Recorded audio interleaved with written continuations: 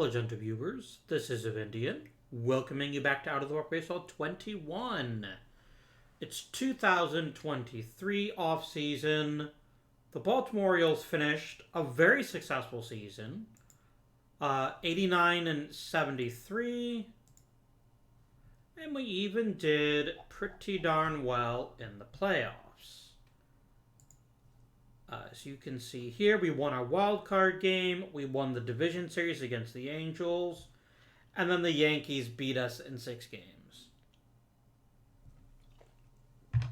But let's not forget where we've been. Look at the league history index, and we search by Baltimore. Here we go. When we started, it was 2020. And we lost 105 games. In fact, the Orioles had lost 100 plus games 4 straight years in a row. And we nearly made the World Series. So you know what? I'm going to chalk that up as a win. And we're going to do our best to make sure we get back there. So let's begin with arbitration. Oh, sorry. Did I fill all of my personnel vacancies? Ah, that's what I did at the end of the last episode. We're just waiting for them to respond. Okay. So first of all, who are we going to lose that's actually significant? I'd like to offer Johan Ramirez a minor league extension. And same for Chatham. As far as the rest of our team, Tim Anderson. Now, Tim was a bit underwhelming as a member of the Baltimore Orioles. On the other hand, it doesn't look like DJ Corona is ready to take over at shortstop yet.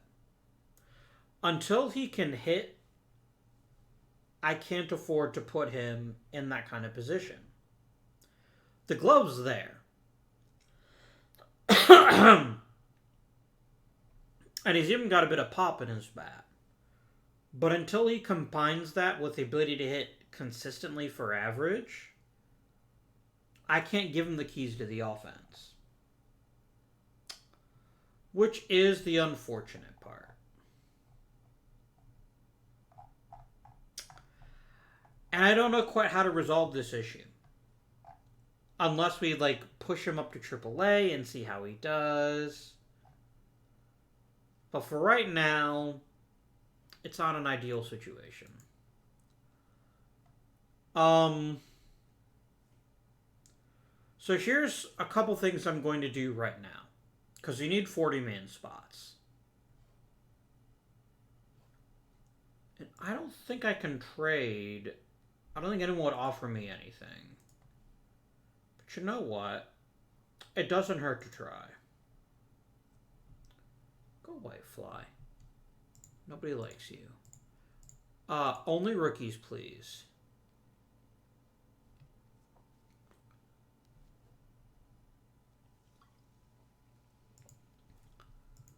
Damn it, you're Rule 5 eligible too. That's going to be the issue we're going to keep running into. I need to find someone who's not Rule 5 eligible.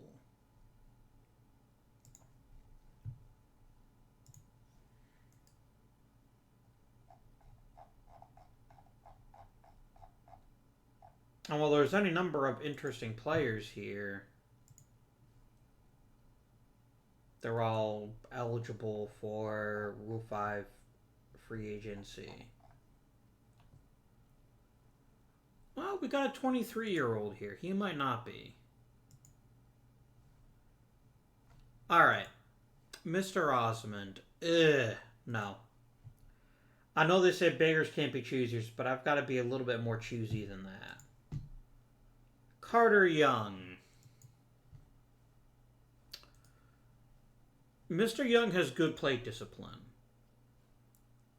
And that's it. His minor league numbers so far, nothing to write home about, but we have to keep in mind what we're getting out of this is primarily the 40-man roster spot. Doesn't mean we can't do better, though. Heriberto Hernandez.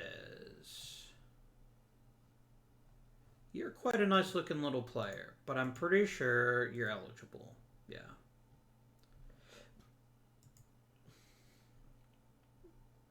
For sure Nick Schnell is.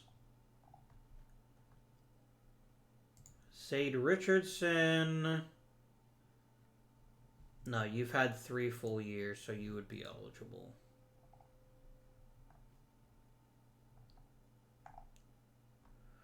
Here we go, a couple of 22-year-olds. You've been in a while.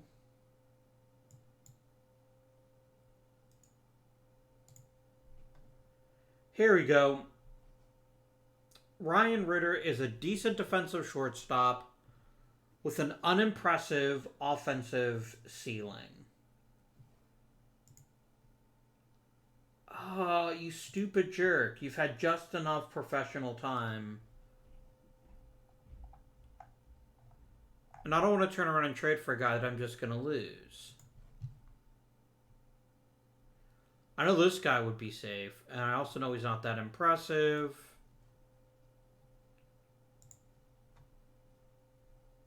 Meh.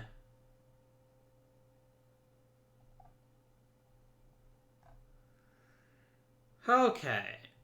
Brandon Fields. Nope. He's definitely got...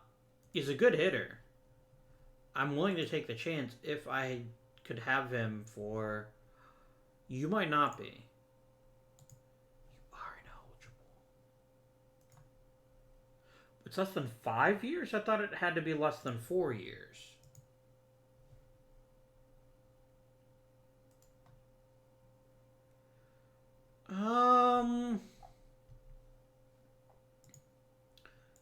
I'm not even going to waste my time with you.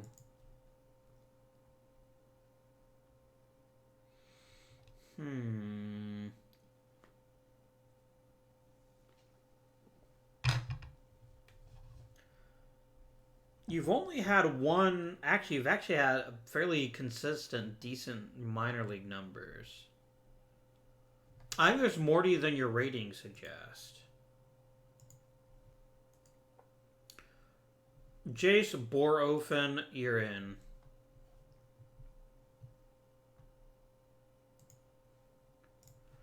I don't care that it's not fair. I just care that I don't have to worry about him in arbitration.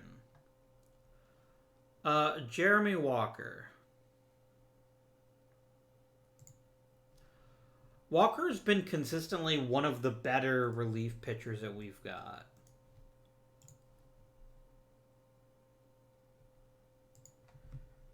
Can I get you to take a $900,000 salary?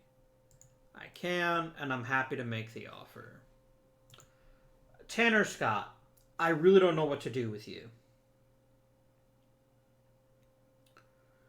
You're always good for several innings, but you also give up a lot of hits.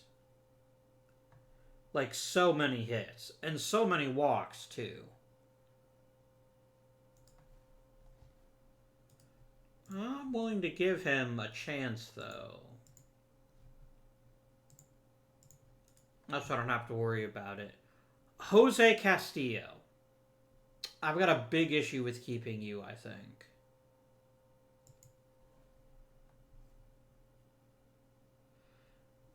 If your changeup maxes out, you're a borderline starter.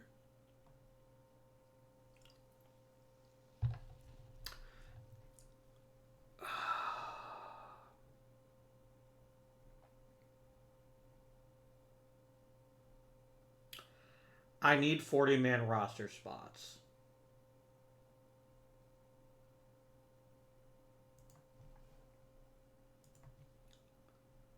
What could I get for you, Mr. Castillo?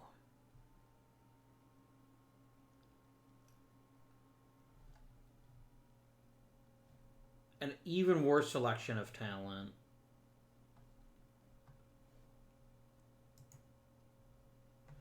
And yeah, that all would require 40-man spots. I'm not sure what I want to do with Jose Castillo yet.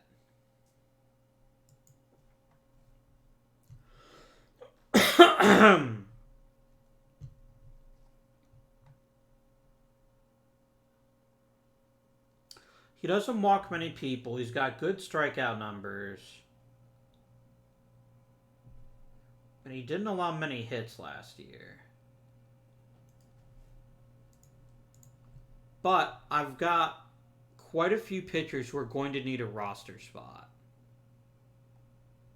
So I think as much as it pains me, I think I have to go ahead and non-tender him. And let someone else sign him. Which sucks. I really don't want to do that, but that's what has to happen right now. Who on this roster doesn't need to be here? Hello, Bailey Ober. I would like to trade you. Like, if I have to settle for nothing, I will take nothing. And yeah, nobody wants you, which is completely fair. Mr. Ober, you gone.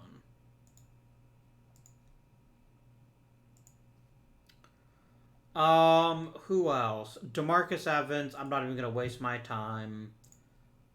Designated for assignment. Forrest Whitley.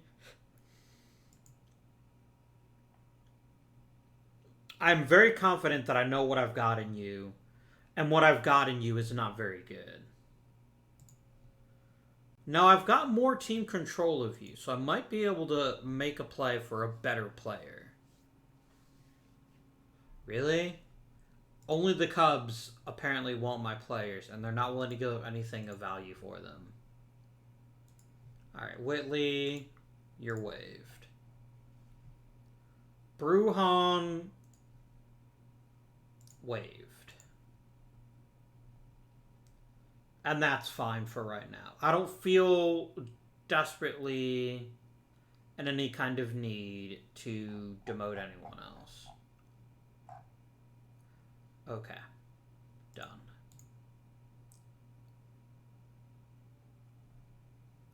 Okay.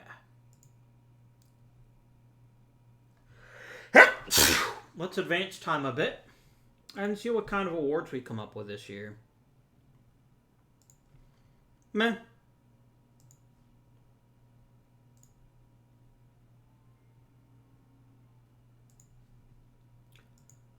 Chatham really wanted to come back, so he's willing to do so.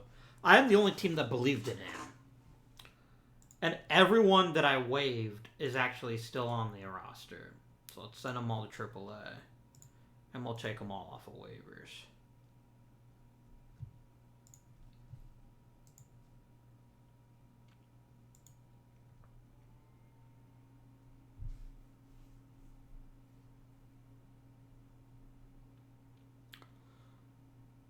We're still ever so slightly missing an elite level hitter.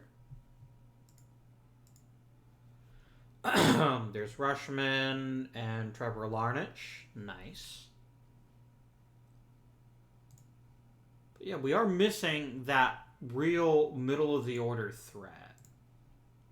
So hopefully we can address that either in free agency or in the draft.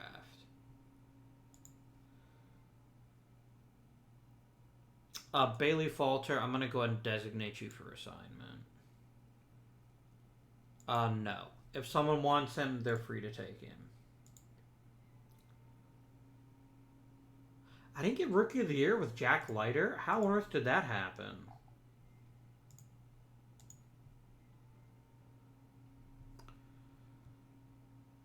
What is going on here? Jack Leiter didn't get any votes?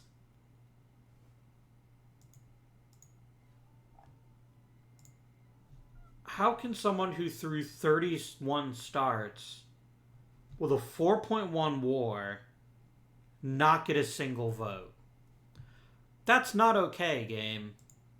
That's not okay. I disapprove, but there's also nothing I can do about it. No one wanted Falter. Big shocker there.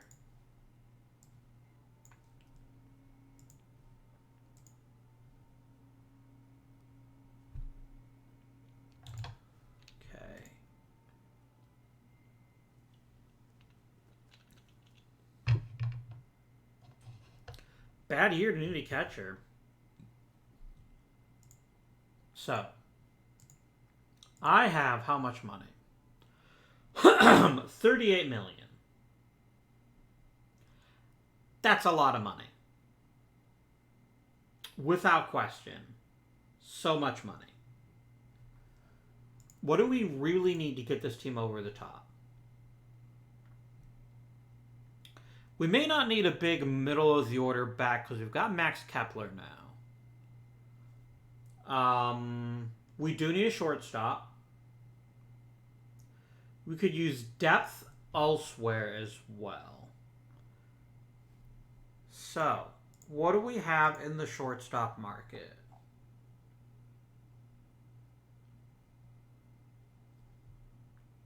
You're being weird again, game. Please don't be weird. That's not what I want. I want this view, but I want to know if there's compensation. So let's hit customize, miscellaneous info, general stats.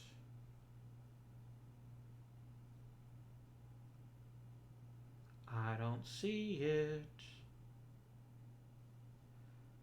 I know it's on here. I just can't remember where they put it.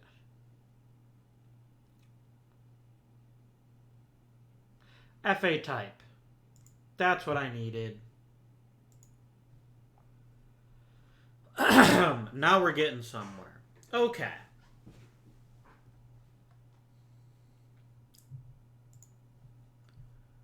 No. What's his one weakness? He gives up home runs. He's going to be a nightmare in our park. Absolutely, positively not. Don't even waste my time with that shit. And then it's a lot of people costing an awful lot of money at other positions. Shortstops. Carlos Correa, huh?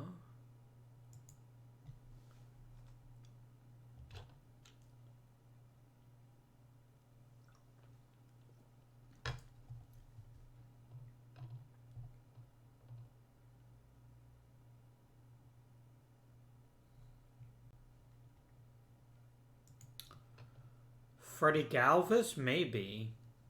He's a real good shortstop. But he's not a great hitter. I'd like to be a bit choosier than that.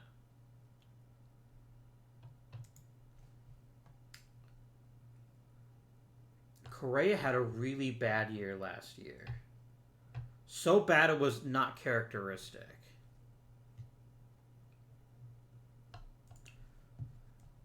So here's what it boils down to. If we're right and he bounces back to anything like his previous year's form, he's an absolute steal at $9 million a year. If he doesn't, he's a complete and utter waste of money. And there's not really much of a middle ground here. He was okay shortstop last year. He wasn't great, but he was okay. Is there anyone who offers either a higher upside or just a better player? Tim Anderson's more expensive, so no. Arcia, meh.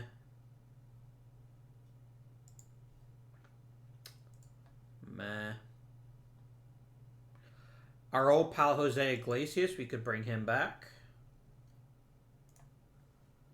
He would be cheap.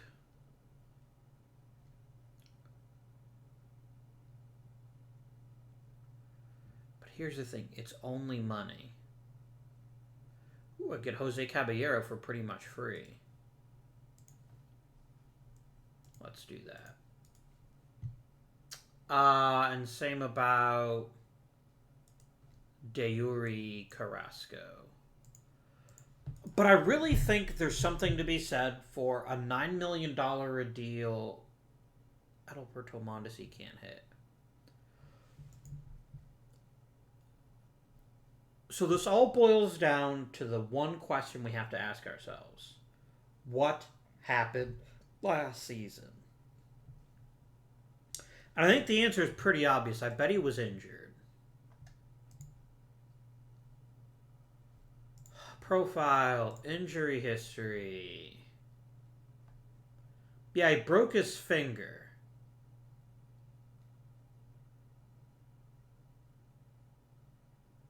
The left hand is an issue for him.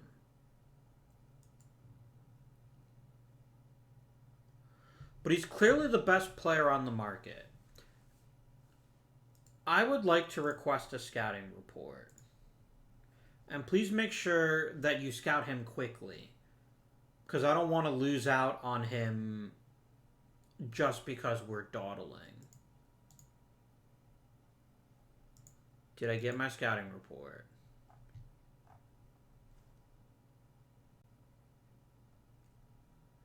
Luis Guerrero is bitching and moaning about being in the minors. Here, play until next week, please. I'm going to sign Correa if, after scouting him, we think there's any chance he's got some of his value. It's only money. Alright, now what's our scouting level? High. I'm going to trust my scout. I'm going to offer you a contract. Not for that long. 3 years, team options for both years. That is what I'm asking for. I don't think anyone else is going to offer you that. We could use another big game pitcher, but I'm willing to wait on that. Because you got a ton of rookies that are going to be competing for playing time.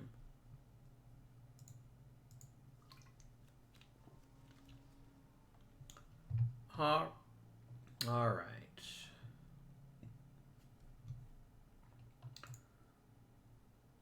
Carlos Beltran, Adrian Beltre, easy choices.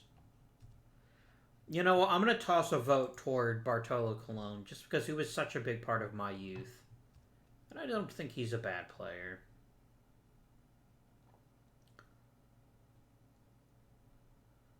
Todd Helton. Matt Holliday, meh. Tim Hudson, I think Tim Hudson's going to be like the new normal. I really do. I think players with his skill set are going to be the new Hall of Famers. Because there's no way a pitcher is ever going to get 300 wins again. I love me some Joe Mauer. I'm going to cast a ballot for him, even though I don't think he's going to get it. Gotta go Manny. Gotta go Roland. You know what? I'm going to drop Mauer because I want to vote for Gary Sheffield.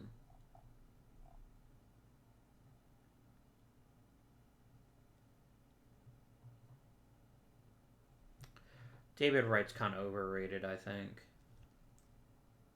Let's submit that ballot. I'm happy with that ballot. Winter meeting start.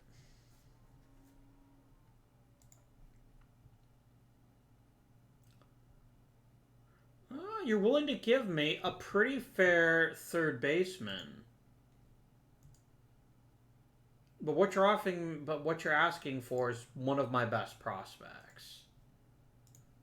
And it's like I'm bad at third base. I've got Perdomo for now, and I've got Bobby Witt Jr. that's waiting in the wings. So I think maybe you're mistaken. The Rule 5 draft is just around the corner, isn't it? That's very good to know.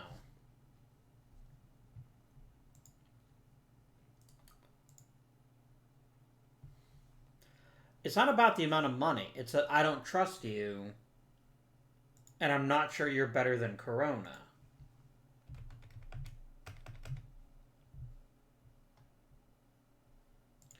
I want 3 years with 2 team options. That's my price.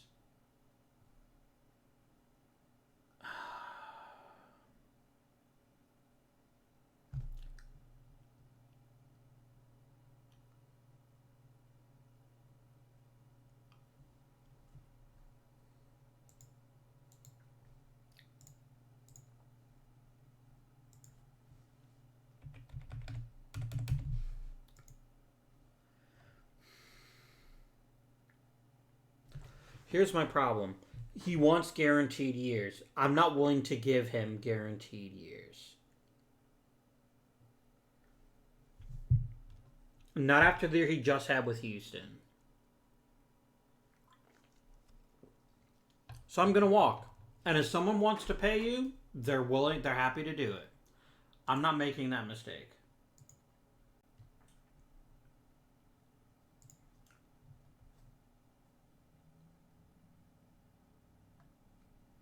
No, I don't want to trade any of these players. Luis Gonzalez, I don't care about.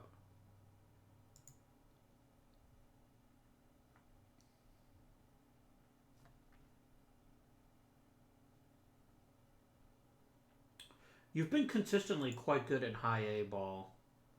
How about a scouting report?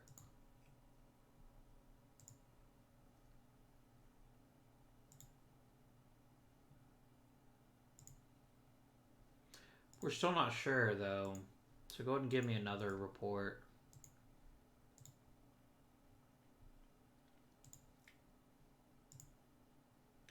That's weird. It still says that our scouting knowledge of him is very low.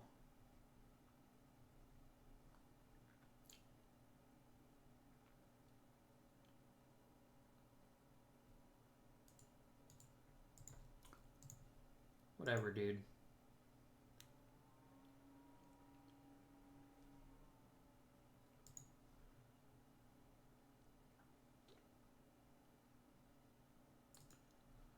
You know what? I think we almost... I mean, we have to add Bobby Witt. Okay. So let's make some decisions now. Who is entitled to a spot on the 40-man?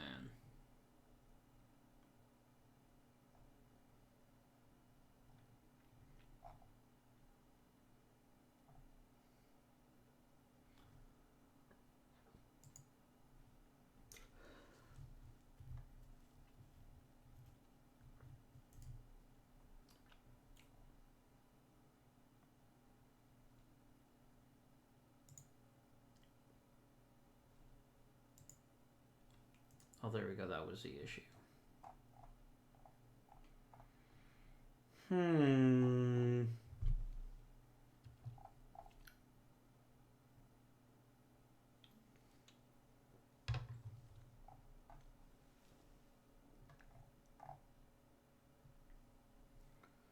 Okay.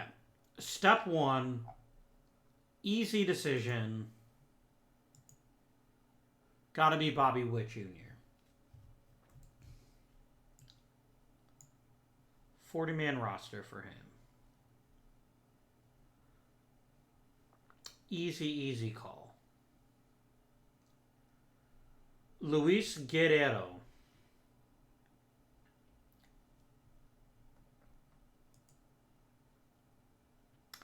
I think he's earned a 40-man roster spot. And there's a bunch of players who, quite frankly, I don't see any particular driving need to put on the 40-man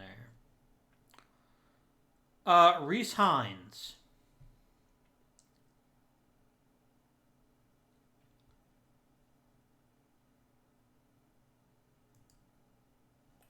I think he's got more development time in him. Mr. Zach Gretsch.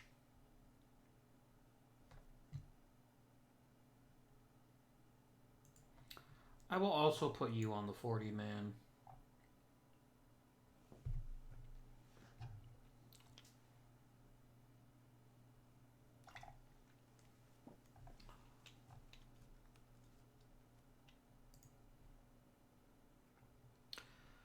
Alex DeJesus, maybe not. If someone else wants him, they can throw in for him. Casey Schmidt, yes. You can always use quality bullpen guys.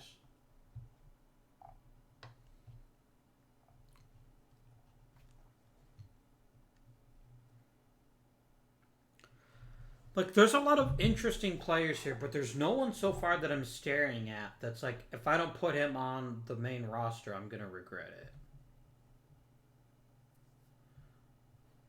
So I'm going to go ahead and give a big fat no to putting anyone else on the 40-man. Hines.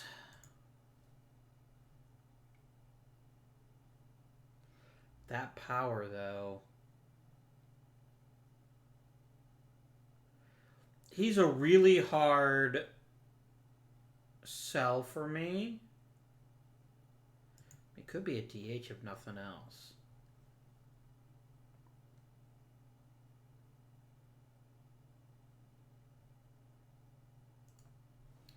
Let's do it. Let's put him on the 40-man.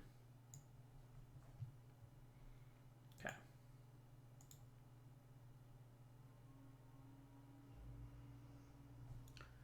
No one is knocking on Correa's door anymore.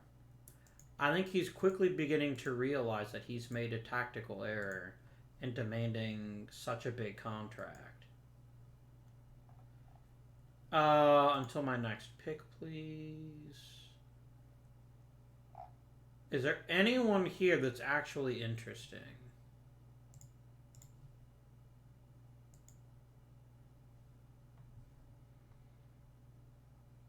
There's AJ Graffinino.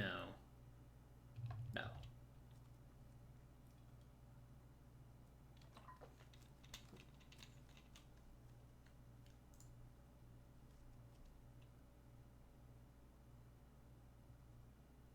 Nah. I don't really see anybody else here that really gets me out of bed in the morning. Graffinino is an interesting case because of his elite ability to draw walks.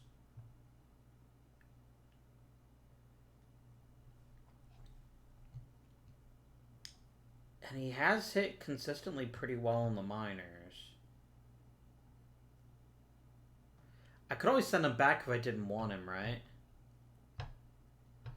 I think he's performed well enough in the minors that I think he's earned a major league shot. You know what? Graffinino, welcome to the Orioles. I'm going to just finish the draft. I'm not going to pick anyone else.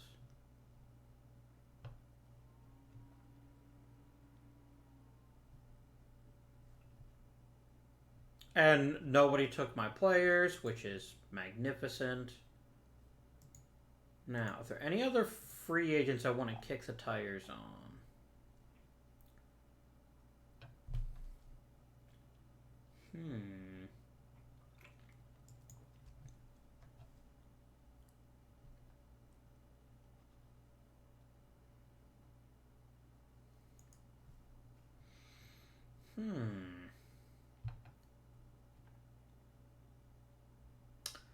Hi, Max Scherzer.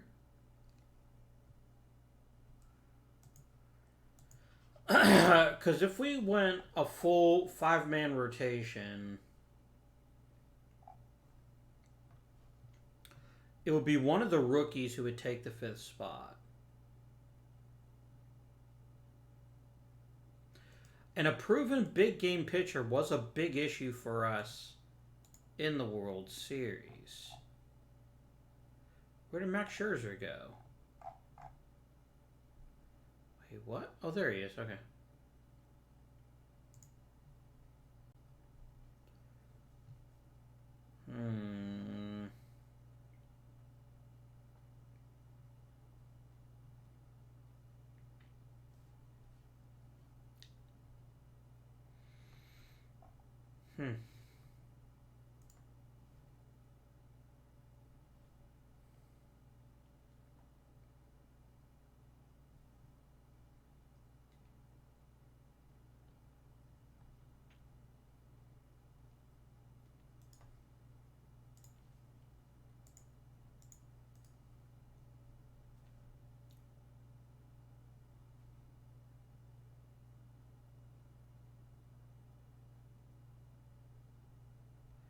The problem is that then there's Rick Porcello, who's even cheaper.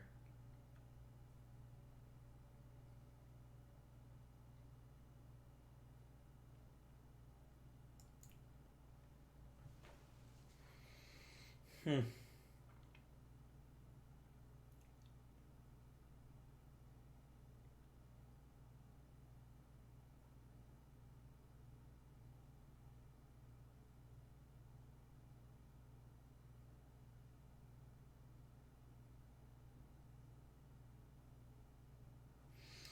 Right, let's talk this out. Up until even last season, Max Scherzer was one of the best pitchers in Major League Baseball. And even in 2023, he was quite good. It just looks like he probably got injured. Yeah.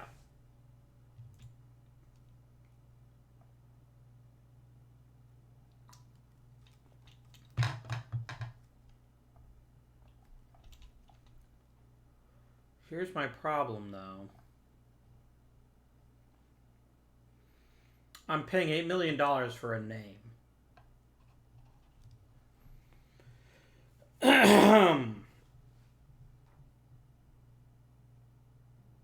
Is that name worth $8 million?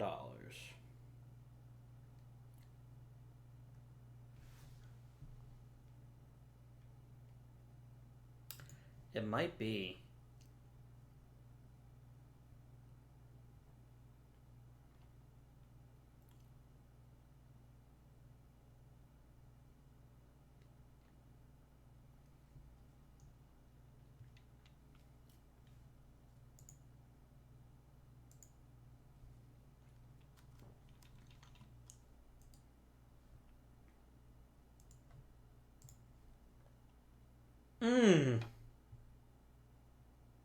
No.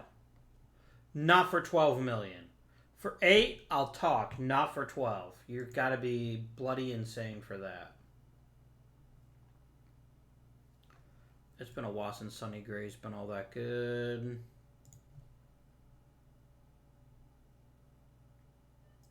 Zach Davies has been tolerable. Rick Porcello had 3 bad years in a row before last year.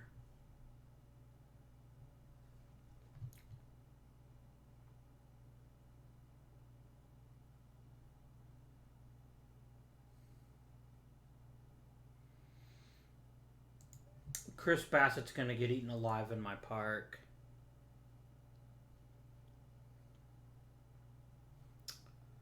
Yeah, I mean, there's nobody here that is leaping out at me as saying this is the next guy to put us over the top.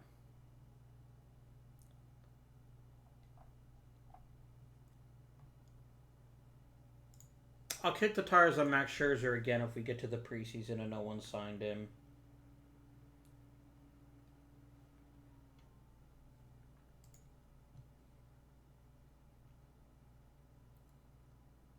Interesting, but no.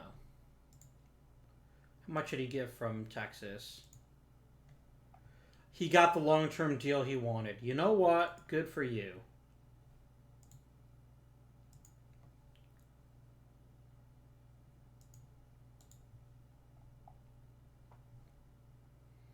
I'm happy to let Graffinino play shortstop.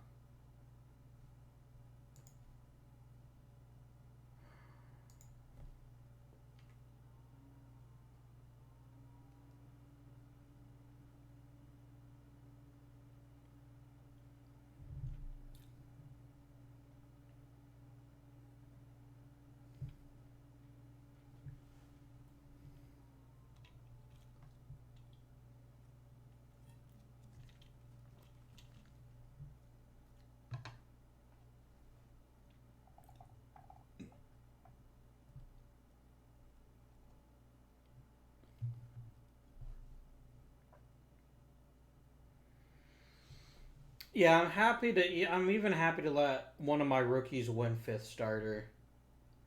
I think it would be stupid to invest too heavily in a starting pitcher just because of the name. And guys, we got really close last season to making it to the World Series.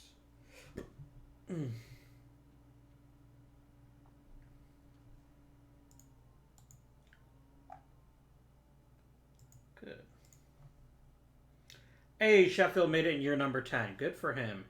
Just barely, though. No one too shocking dropped.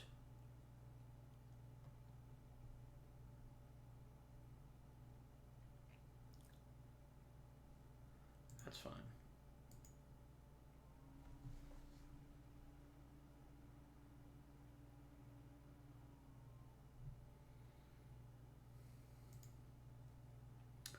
The Mighty Marlins declined themselves to the Miami Fighting Falcons.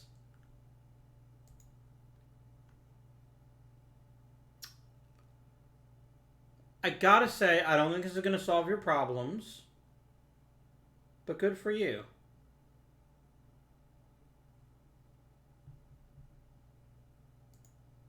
Let's look at all this free agent money to play with, and I just don't see a point in spending it.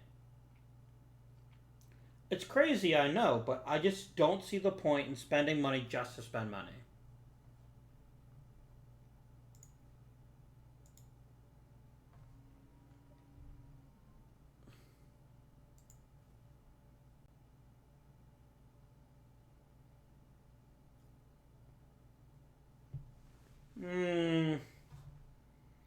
Mota's nothing special.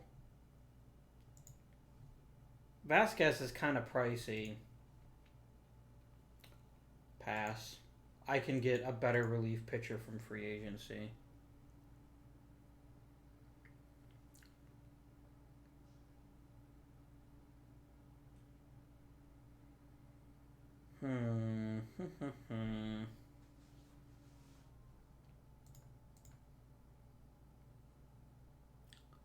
Interesting.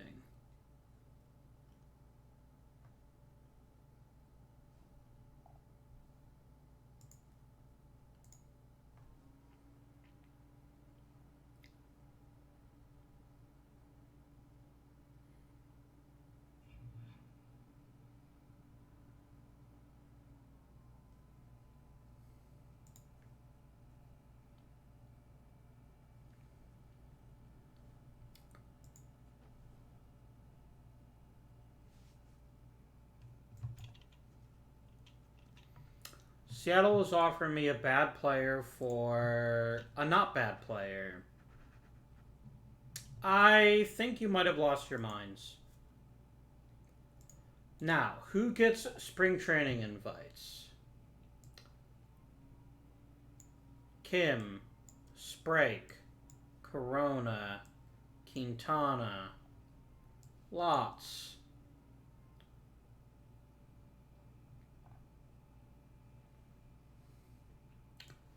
Peak, Bernovich, Mesa, Riser, Chatham, Dorian, Handley.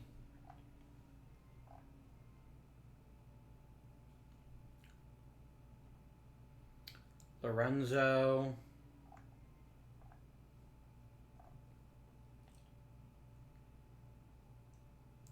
Borofin, Ernais.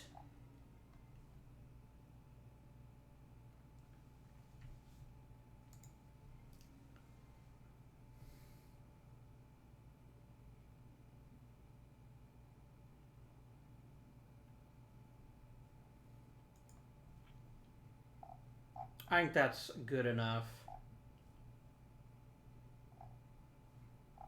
I don't see a huge point in letting anyone else. Ortiz, sure. That's fine. Pitching man, pitching staff, 6-man. Bench coach, do your job. Bench coach, do your jobs.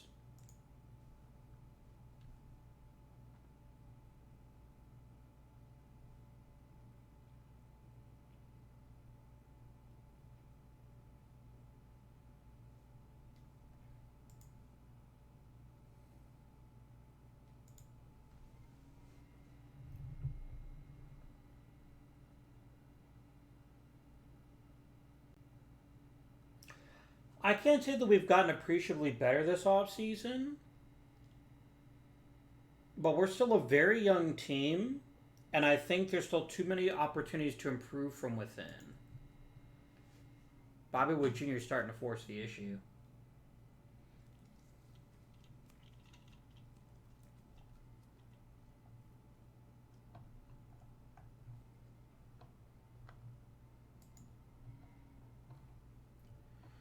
The center of the order does need more thunder. Can Perdomo play short? I think the answer to that is no. He wouldn't be a terrible shortstop in point of fact. He wouldn't be great at it. Maybe that's our path forward. I'm not sure yet.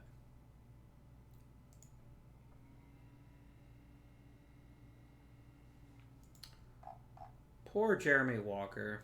Okay.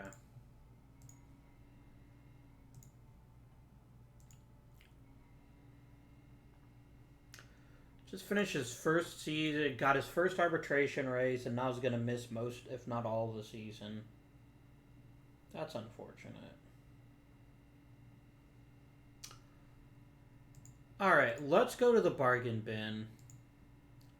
What do we got left in free agency? Is there anything big?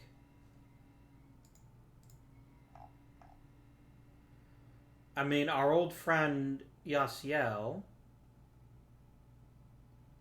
We're kind of okay for offense.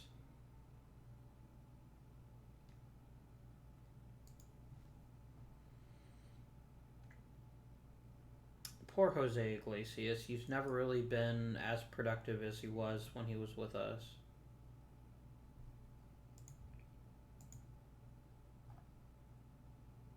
I don't see it. I don't see anyone here worth talking to.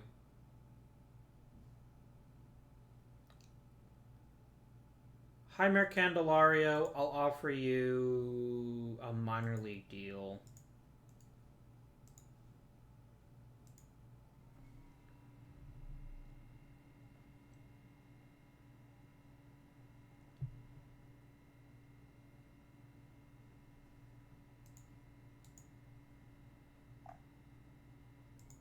Nice. Another week, please and thank you.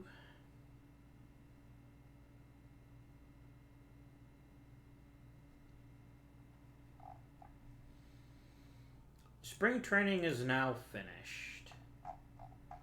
So who gets to make the roster? Oh, we got 24 pitchers. We want to cut that in half, basically.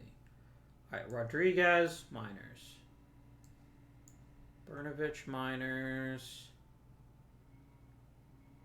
I really wish you'd stop turning people into relievers just because you don't know what to do with them. Sprake. You're going back to Double A.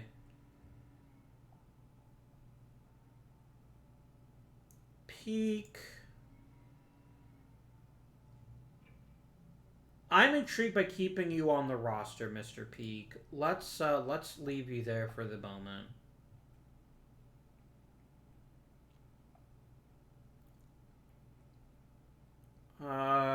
Kim. One more year in AAA should do it, I think.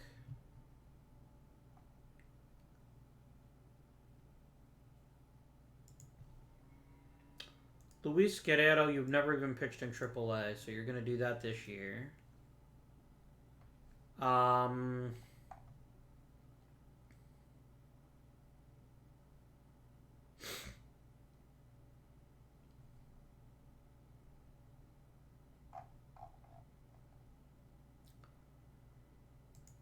Schmidt has never pitched even above A ball, so let's send him to high A and let him figure out how he can do. There's still so many pitchers I've got to send down. Gretsch, you can start in Double A this year. Encarnacion, I think you've earned another trip back to Triple A. How many pitchers do I have now? 16. Beckwith, I'm going to go ahead and try to... Ooh. You were actually pretty good. And your unique skill set makes you a good fit for this roster.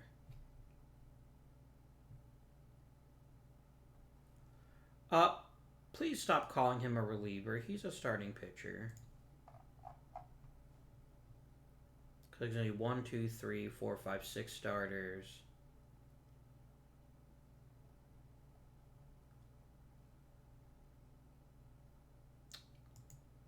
Yeah, Kyle Dowie is most definitely on the roster.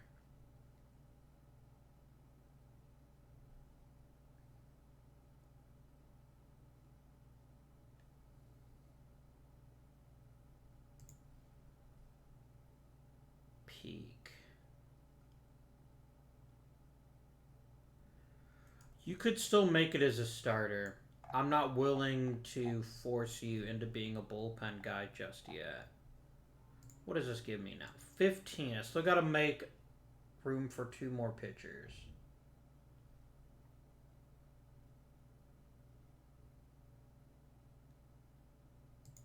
Zach Pop. No, you're again a perfect fit for this roster.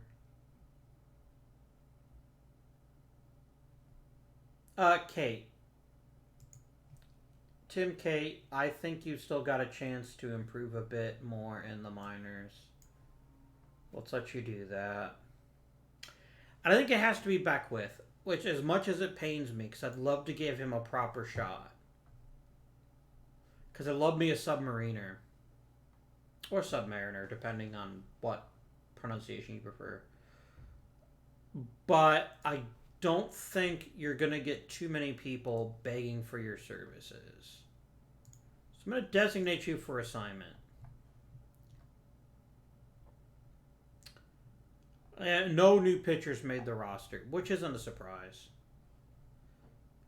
I think Manoa's earned another year of being a spot. Do we let Peak actually try at that spot? Because here's the thing. Alek Manoa did not impress in the majors last year.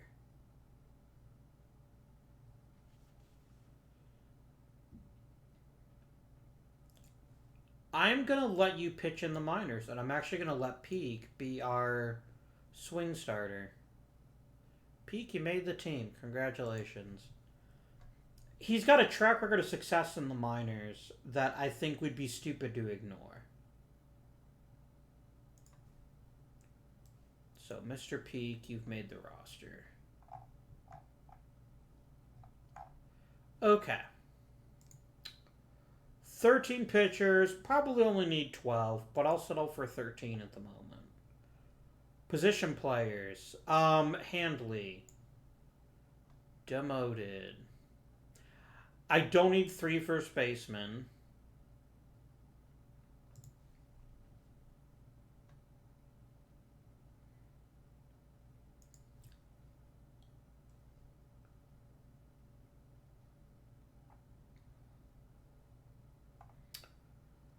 Torrell or Lots?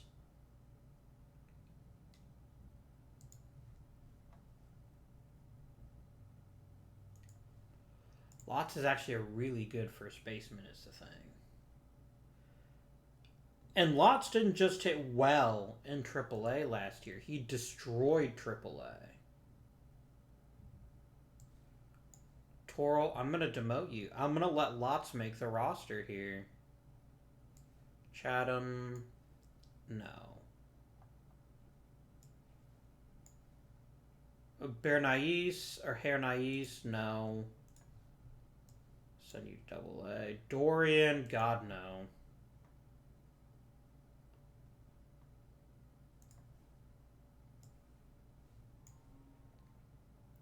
Hines.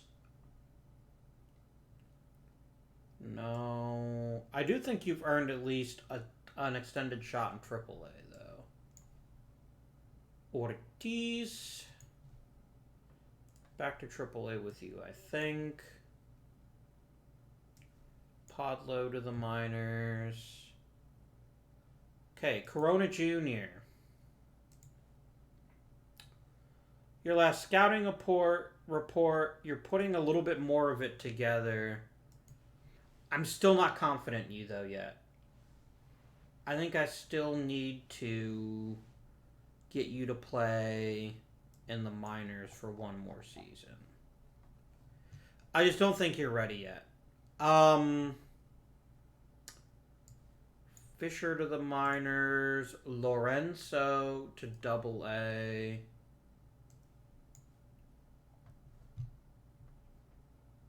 Perez to the minors. I'm not putting you on the 40-man roster. I'm putting you in the minors.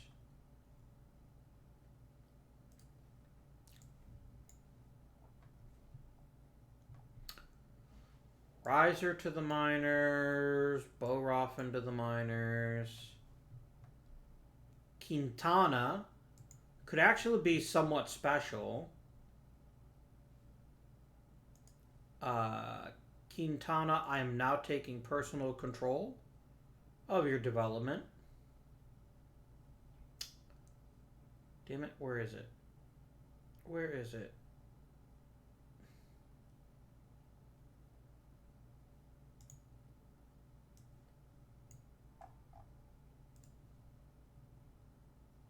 Oh, that was the issue, right.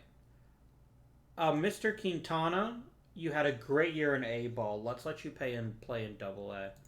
You came out of nowhere, but you've got a really high ceiling in the outfield.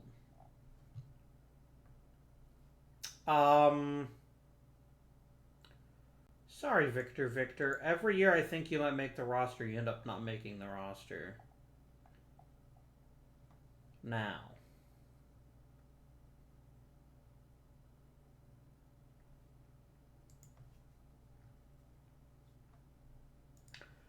Cruise to AAA. Okay.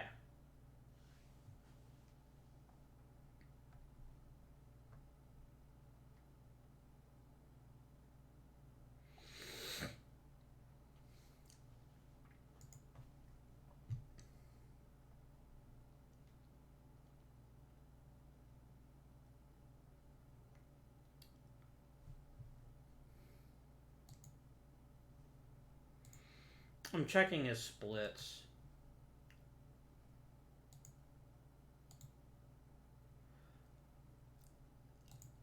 I like Mountcastle an awful lot. I truly do. But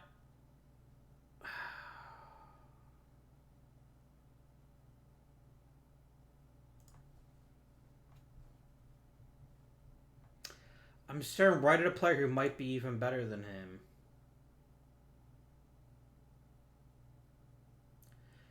And I think after he hit his absolute brains out in AAA, that we owe it to ourselves to at least give him a chance to play some baseball.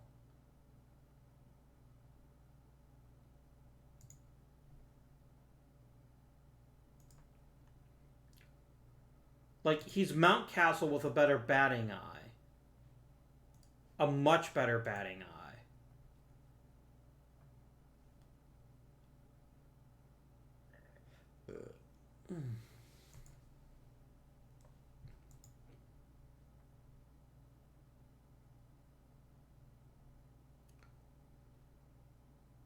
I think we go for it. I think Mr. Lotz has earned himself a 40-man roster spot.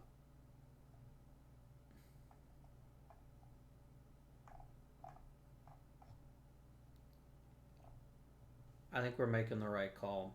Let's go ahead and advance to opening day. And because this offseason was so quiet, I'm going to give you guys a bonus.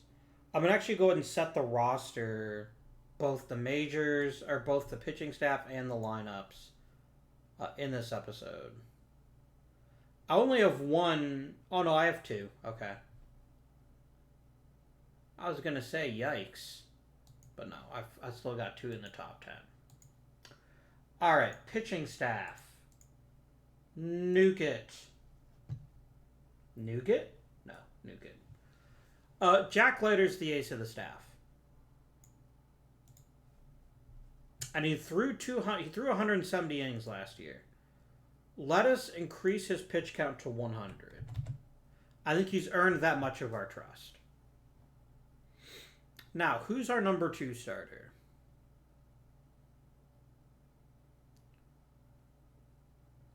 I think it's Hancock. I want to give him a chance to show that he can build on an okay rookie year. Hancock, second starter. How many innings did you pitch? You only pitched 109. You threw 50 innings in the minors that season. I think a relatively low pitch count still makes sense for you. Then Syndergaard. DL Hall can be the number 3 starter. Or 4, rather.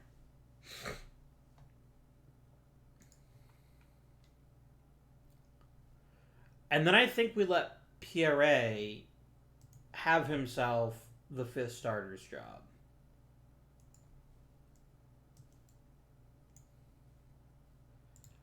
You've never pitched in the majors before. You've only topped 100 innings in the minors twice. I think an 80 pitch count for you is reasonable. No. You know what? I'm going to increase both your pitch. I'm going to increase yours to 90 and then leave yours at 80. We'll put a little bit more stress on our bullpen, but I want you to build up your arm a bit. I like how if you drop Syndergaard from this analysis, DL Hall is the old man of the group at 25.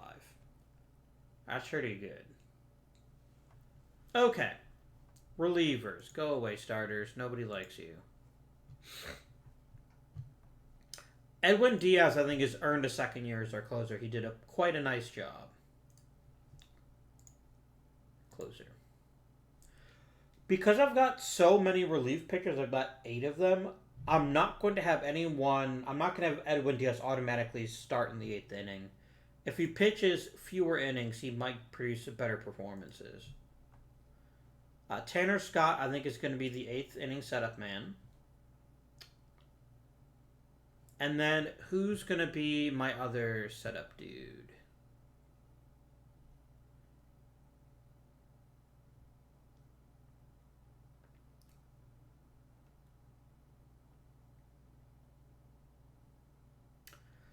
In terms of pure talent, Guerrero and Castro are about the same. Doughy. I think we're gonna go for a pair of lefties as our setup men. You're gonna be 7th or later.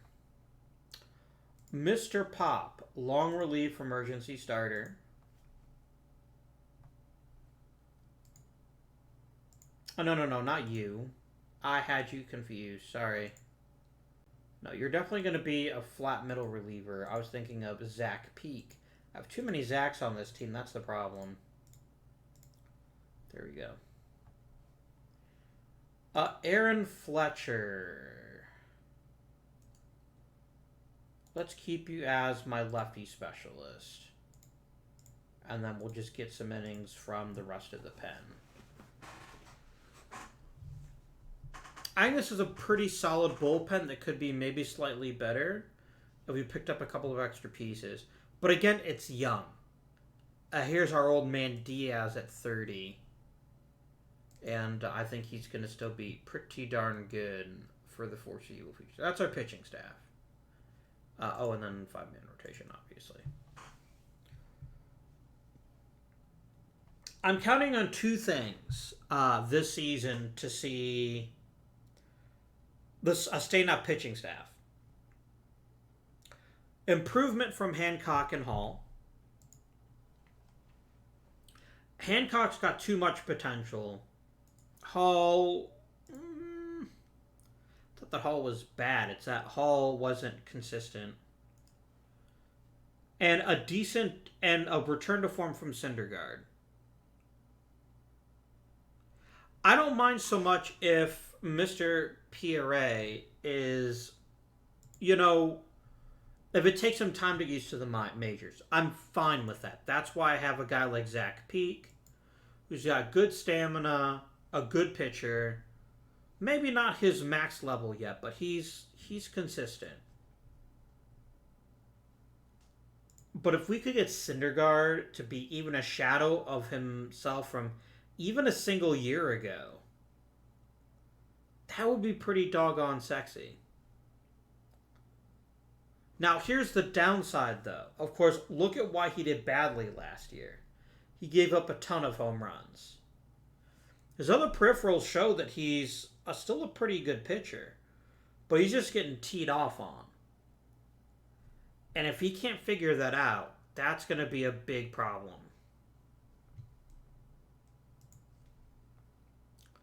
I mean, jokes on the Mets. They're still paying 15% of his salary, but if Syndergaard rebounds to even halfway between 2022 and 2023, I think there's a chance for real success in this rotation. Okie dokie. Let's nuke the lineups. Alright. No thank you. Batting ratings, thank you. Okay. Is there any argument whatsoever for anyone other than Adley Rutschman to be the number 3 hitter? Yes. Daniel Cabrera is a fantastic contact hitter and has an amazing batting eye. Adley Rutschman is great. But Daniel Cabrera is even better. I've got to put in Cabrera as a number 3 hitter. I have to. He's consistently great at getting on base. And it's not like I'm saying, oh, Adley Rutschman, you're the worst. Because I'm probably going to make you my cleanup hitter. Yes. Cleanup. Okay. Now, the game liked the idea of Luis Garcia being a leadoff hitter. But his batting eye isn't there yet. So I'm going to put him second. And then I'm going to do what's called a pro gamer move. I'm going to let Perdomo stay as our leadoff hitter playing shortstop. Now, this is dangerous for one big reason. Perdomo's not a super elite shortstop. But he's really good at getting on base. And if he can just manage his own at shortstop, I think he'll be a tremendous asset to this lineup. Okay. Next on our list is Max Kepler. Kepler's still a perfectly reasonable right fielder. I think he'll do wonders in that spot. Now we got to think about first base. And I think we're going to turn over the keys against left-handed hitters to Dan Lotz. Which leaves Bobby Witt Jr. to bat third. Trevor Larnach to designated hitter. And Brian Miller to play center field.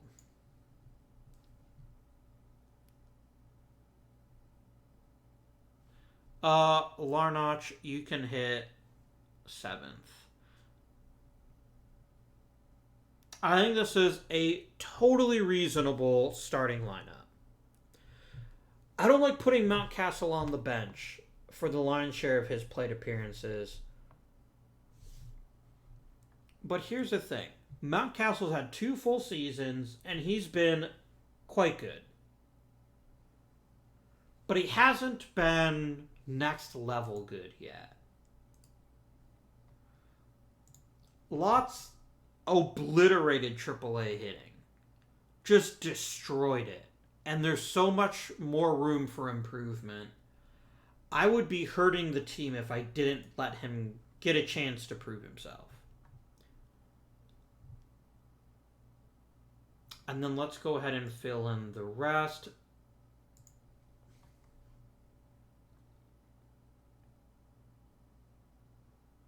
No. This is unacceptable. You want Mountcastle to spell lots once a week? Fine. And then we can shift over lots of DH for that game. I need Perdomo's particular setup skills, so I'm going to say if starter tired.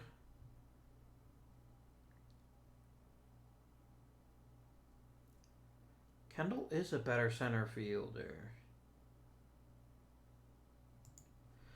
But here's his problem. He's never hit in the majors. He just hasn't. He hasn't really hit in the minors. Like, it seems like we're still kind of drunk on potential right now. And we're ignoring the actual facts. Which is that the best he's ever hit in a full season is 225.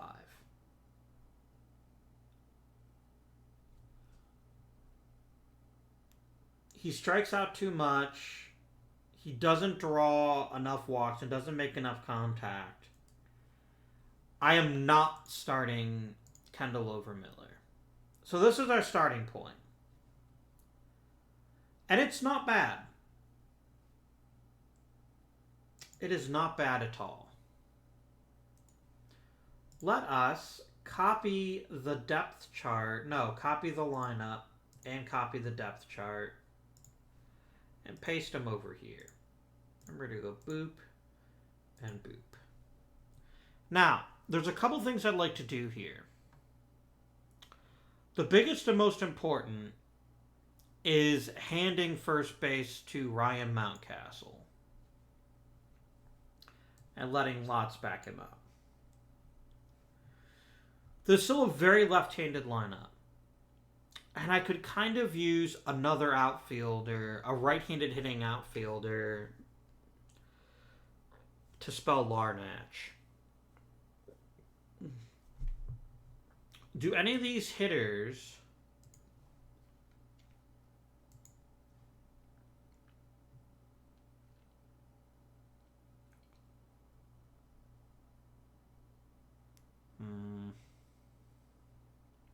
Our lineup does look a bit more pedestrian against left-handed pitching. Except for Ryan Mountcastle and then the switch hitters. And Dan Cabrera is great against everybody. We were so lucky to get Daniel Cabrera. This is going to be Kepler's last season with us. And I'm hoping we get something like his performance with Minnesota. Or like his with us, but frankly, I'd like to see him draw more walks. But Kepler's time with the Orioles is likely to be fairly short because of Quintana. Mr. Quintana, I'd like you to start playing right field this season. I know you've never done it before, but I'd like you to start working on that because I think that's your future. Cabrera in left, you in right. And we could also use an upgraded center, but that might be a good 4 or 5 years away. I know we're leaving one of our best power bats in the minor leagues in Mr. Torrell. And on the one hand, I can't justify it, but on the other hand, I can. Because he had such a mediocre year in the majors last year. I will say he's had a very sterling minor league record. That's not the issue. The issue for him is just going to be, can he hit in the majors? And I got to give Lotz a try. I will never be able to accept leaving a player this talented in the minors, especially when Mountcastle's about to get very, very expensive. Let us go to these, and then here's where, you know what, you can do your job here.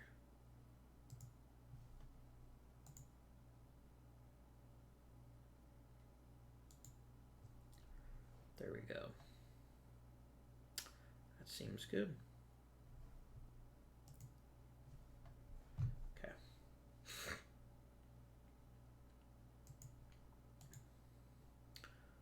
So the last thing I want to talk about before we wrap up this episode is extensions. And in particular, an extension for Adley Rutschman. Garcia, to a lesser extent, it looks like we're getting a few players that are going to be kind of expensive. Rutschman is the big one. Rutschman has given us 2 outstanding seasons. Just 2 brilliant seasons. And if his 2022 was a bit better, it wasn't by much.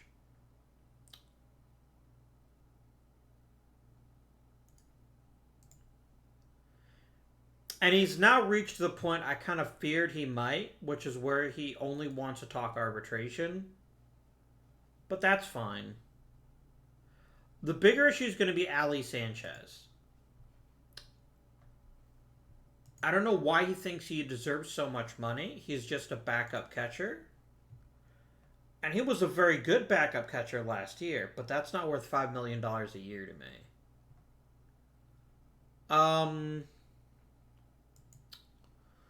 Luis Garcia wants a pretty hefty raise.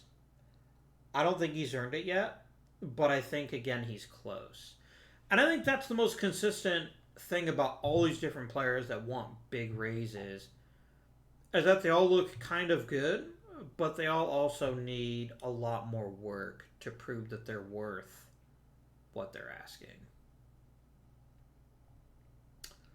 I don't think I'm being unfair when I say that stuff.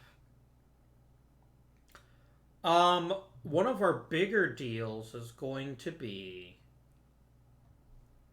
Dylan Cabrera. Why are you so cheap? I don't know.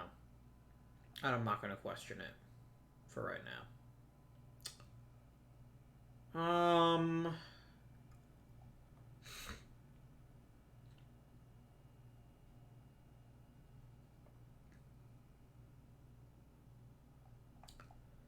Jack Leiter looks like he's willing to work for cheap. That's good to know.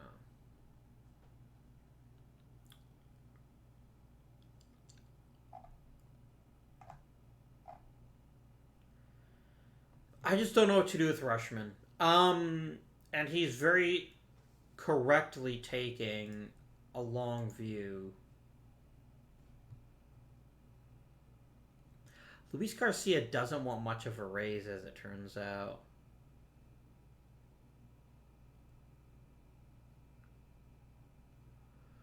So 2033, he will be 32 years of age.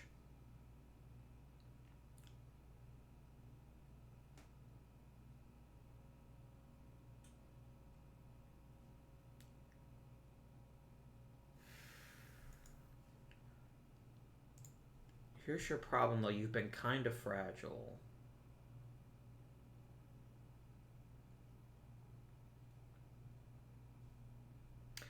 This number in the middle is the one I'm worried about.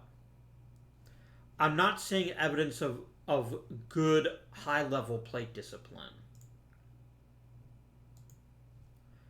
If he gets it, then he will be a second baseman par excellence, and I can give him a big raise and feel good about it. Kepler, no. I'm not paying you that much money.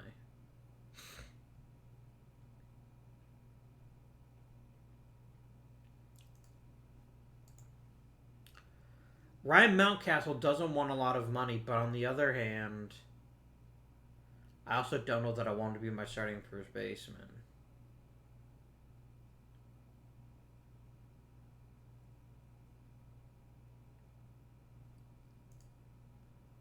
What if we did this? 6-year deal, 2 team options, and every year you give me 550 plate appearances, I'll give you another $1 million. No, that's not fair. 450.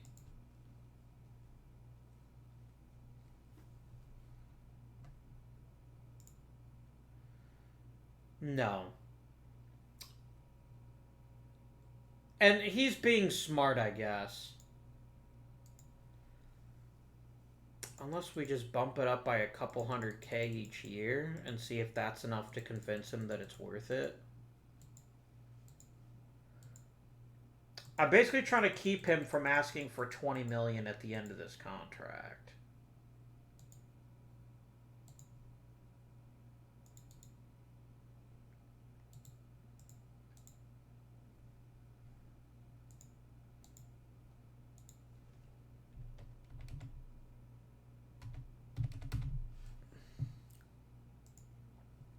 No. You know what? We'll just talk to him at the end of the season. Damn, I wanted to get some kind of cost certainty on at least one of our main players. But they're all being smart, except for Garcia.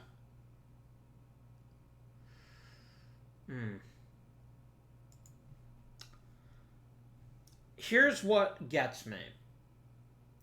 I'm looking at his stat record, and it's impressive. He's shown an ability for contact that's quite impressive. Goodly number of doubles. Pretty good stolen base percentages. It's this. If he's only got an on base percentage of 333 or 334, that's not good enough.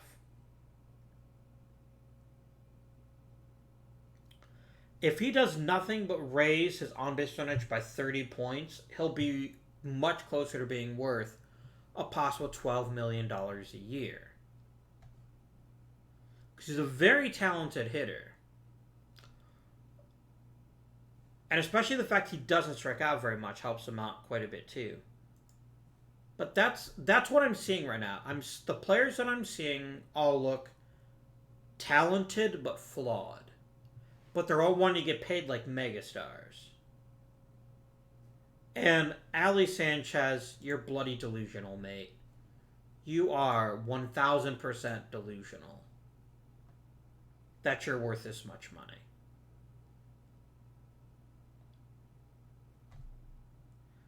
I don't know how to say it any differently than that. A great backup catcher doesn't get paid $5 to $10 million a year.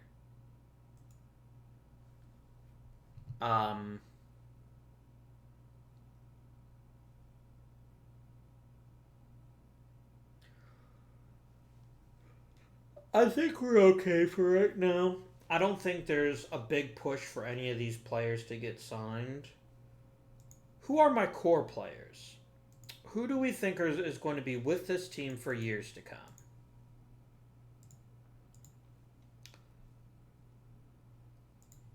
Okay, we've got 70 plus potential starters in the lineup.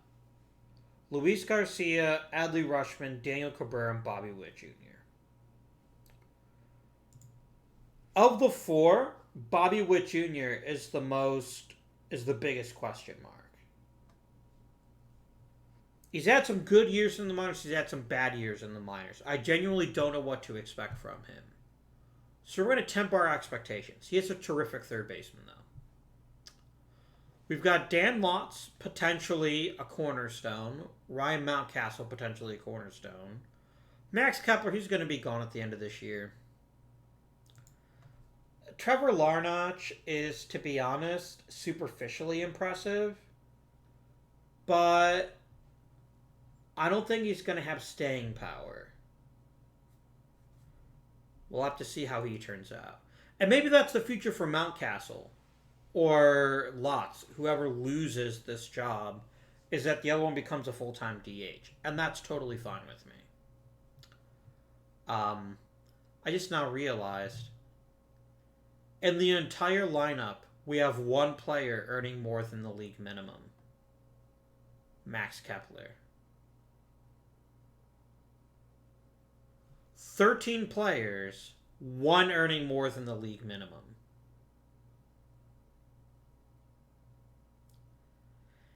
You know what? I kind of get it now. I kind of get why so many people are salty about not having a major, about wanting a better deal in arbitration.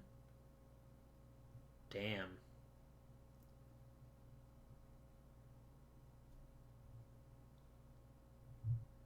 Yeah, that's interesting. Wow. The entire lineup is playing for the league minimum except for Kepler. Hmm.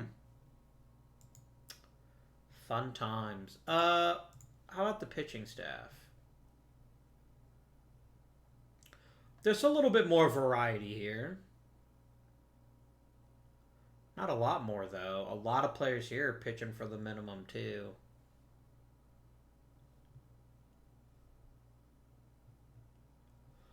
We've got a really great core. Excuse me, it's getting late and I probably need to end our episode here shortly. This was our big problem, if you remember, back to OTP 20. Our problem was always building a core. And we've got a very strong core, but we have something we never had in any of those series. We have depth. I can take an injury at just about any position and replace it with someone of equivalent value. I mean, I don't have another Adley Rushman. I don't have another Daniel Cabrera or Luis Garcia or Bobby Witt Jr. Quintana's not far from Cabrera. But what I have is a bunch of very good to great players in the minors. Which means we don't have to pay top dollar for talent that's not top talent. Which is all you can actually fairly ask of a major league franchise. And I say this, obviously I'm biased. But there is no earthly way that the Dolans cannot afford to pay Francisco Lindor the money he's asking for. They're choosing not to do it. Ugh. Drew Jones still has a potential future on this team, but his power seems to have disintegrated. Oh, I know what I wanted to do before we ended. I also wanted to go ahead and do some scouting.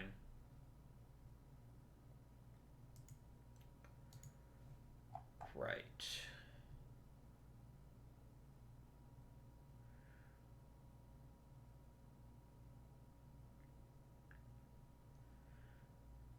Everyone who is 50 or over, let's go ahead and toss you a scouting report. Except for Dalt, who we already have a pretty good report on. There you go. I am going to look at pitchers too. Never let it be said you can have too many pitchers.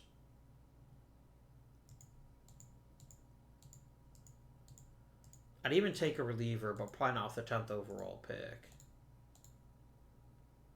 That would be a bit absurd.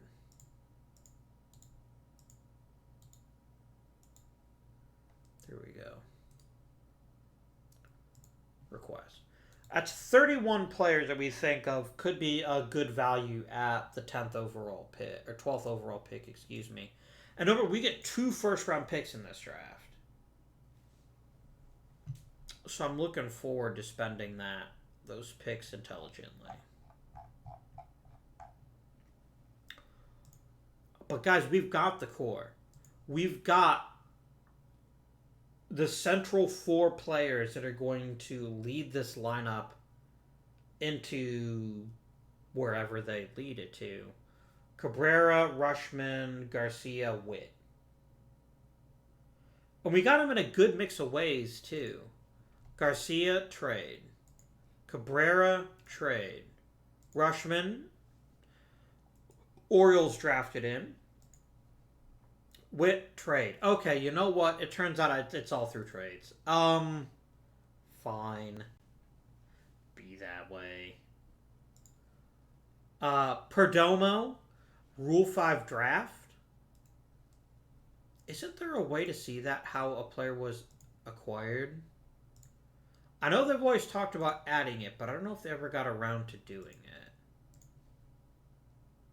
Miscellaneous info.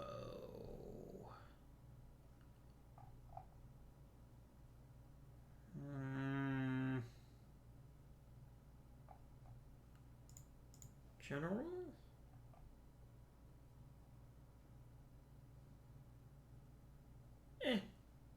No big.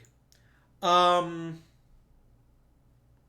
But yeah, let's just take a look at this as a way to end the episode. Perdomo, Rule 5 draft pick. And he has been everything I've wanted in a leadoff hitter. Without question. I think Luis Garcia is going to get there. But until he does, Perdomo is a fine player to have on the team. He's one of my biggest question marks. Because his arbitration estimate's going to get very expensive very fast. And if Bobby Witt Jr. proves that he can handle it, that's probably it for Perdomo. Garcia, trade with the Washington Senators. Nationals. God, what's wrong with me? Elite level talent. We're really looking for him to take a step forward in this area this year. Daniel Cabrera, trade. I do not know why on earth Tampa ever let me have him. But I'm not going to question it. Adley Rutschman, drafted by the Orioles. First overall pick in 2019. Max Kepler, our lone free agent. $10 million, provided pretty good value, I think. Dan Lotz, trade. Trevor Larnach, trade. Bobby Witt, trade. Brian Miller, trade. I've literally traded for the entire starting lineup minus 2 players. Well. But where we get homegrown is our pitching staff. Leiter, drafted first overall pick. Hancock, drafted second overall pick. Syndergaard, trade. DL Hall, I believe the Orioles drafted him. Yeah, first round. PRA, drafted? Oh, international free agent. Neat. And then we've got a mix of free agents and drafted here.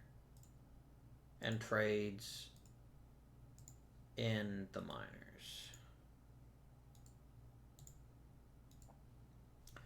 I wonder if we just take a look at our draft history. Okay, so here's Hancock. He's in the majors. Floyd is a player. And then there's a few other interesting players that may or may not make the majors. Look at Luis Guerrero. 32nd round pick. And although he is flawed, he also could be extremely talented. For a third round pick, there's a lot riding on Corona Jr. So please figure out how to hit this year. Other players who might make the majors someday. There's not much there that's really outstanding. Leiter and Hendricks seem like 2 knocks out of the park. Drew Jones is, for a second round pick, already making pretty good progress. Cobb could still be a good one. Lovell, not so much. Our draft last year, we've still got some pretty talented players that can still show us something.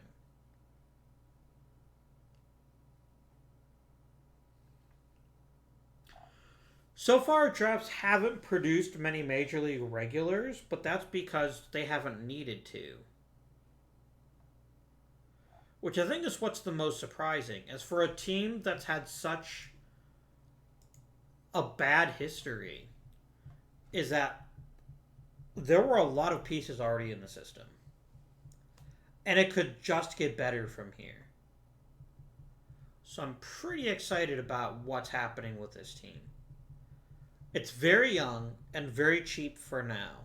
And we're going to have some interesting decisions to make in the next 2 to 3 years about who we keep and how much we pay for them.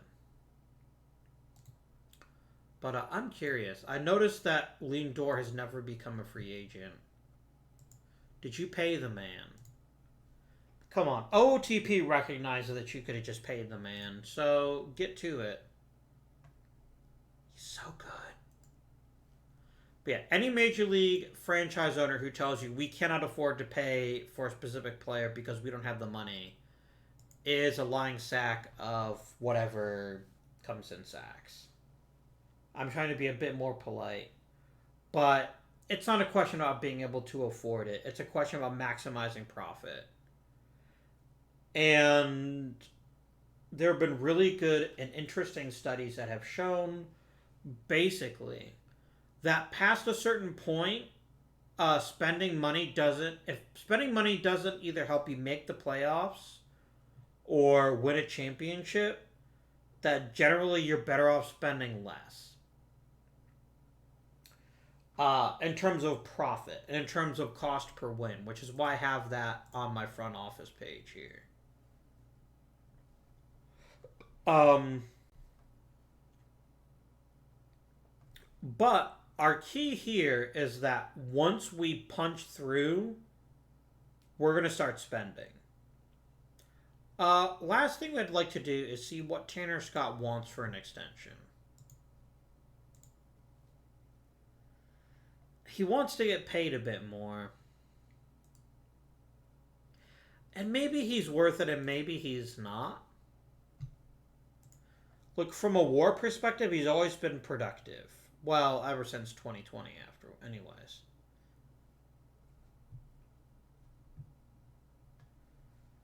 But despite his ridiculous movement and amazing strikeout rate, he still gives up an awful lot of hits.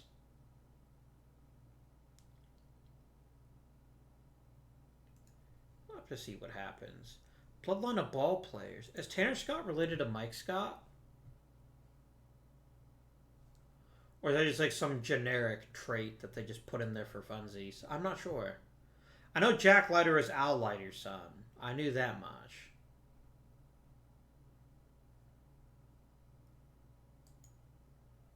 Bobby Witt. Was he the one who was a pitcher for the Arizona Diamondbacks for a few years along with Randy Johnson?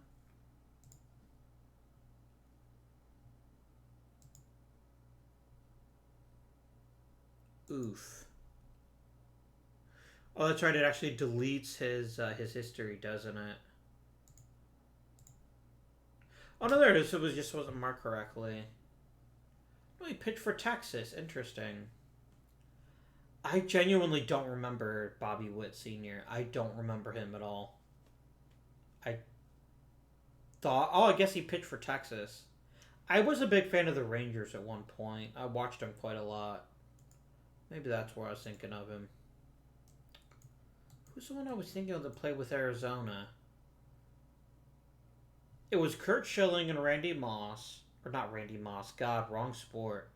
Randy Johnson. I think Dan Herron was there toward the end. But there was one journeyman starter on those teams. You know what? It's going to bug me if I don't look this up. So that's what we're going to do. Arizona. The 2001 Diamondbacks that won the World Series. Who were your pitchers? Schilling, Johnson, Miguel Batista, Brian Anderson, and Robert Ellis. I was thinking of any of those pitchers. Huh. I was right about Darren Herron pitching with Randy Johnson, though, so yay me. And then Brandon Webb. Man. Brandon Webb was so good for just this tiny brief period. I wonder why he never turned out the way we might have expected. I'm not sure. I think I was thinking of Miguel Batista as the kind of journeyman guy who backed him up. And I remember Brian Anderson being pretty trash with Cleveland, but it wasn't that bad.